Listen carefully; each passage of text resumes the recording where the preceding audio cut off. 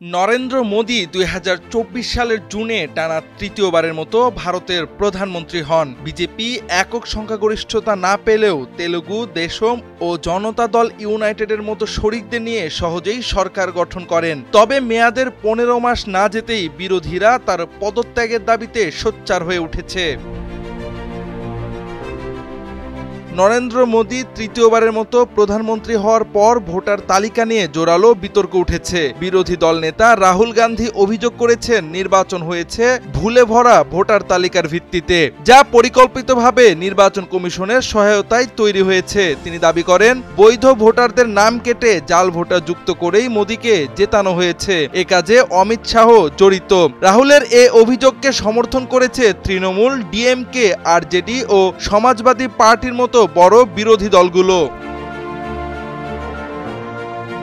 ঘটনাক্রমে নির্বাচন কমিশনও ভিন্ন ভিন্ন ইস্যুতে স্বীকার করেছে বিভিন্ন রাজ্যে ভোটার তালিকায় ভুয়া নাম রয়েছে এবং তালিকা পরিশোধনের জন্য বিশেষ নিবিড় পর্যালোচনা তথা SIR প্রয়োজন। বিহারে ইতোমধ্যেই ৬৫ লাখের বেশি নাম কাটা পড়েছে। বিরোধীরা প্রশ্ন তুলেছে, তবে কি শুধু বিরোধী শাসিত রাজ্যেই ত্রুটি?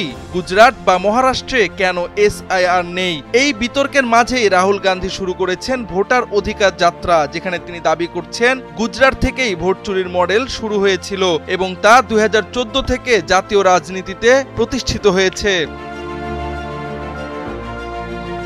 রাহুল গান্ধী বলেন ২০২৪ সহ বিগত সব নির্বাচনেই এই গুজরাট মডেলের মাধ্যমে মোদি জয় পেয়েছেন এবং এখন তার কাছে মহারাষ্ট্রের ভোটার তালিকা জালিয়াতির প্রমাণও রয়েছে। তিনি জানিয়েছেন শিগগিরই সেই প্রমাণ প্রকাশ করা হবে। তার এই অভিযানে পাশে দাঁড়িয়েছেন ডিএমকে নেতা স্টালিন, আরজেডি নেতা তেজস্বী যাদব এবং তৃণমূল নেতা অভিষেক ব্যানার্জি। অভিষেকের দাবি, যদি তালিকায় ত্রুটি থাকে তবে গোটা দেশেই SIR হোক এবং মোদি সরকার পদত্যাগ করুক।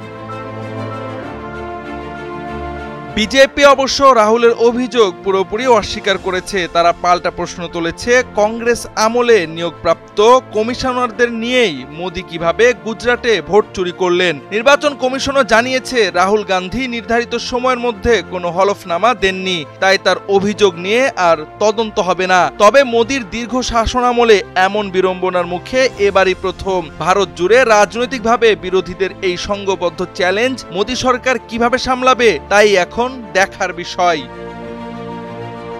জাওয়াদ আহমদ, সময়ের আলো।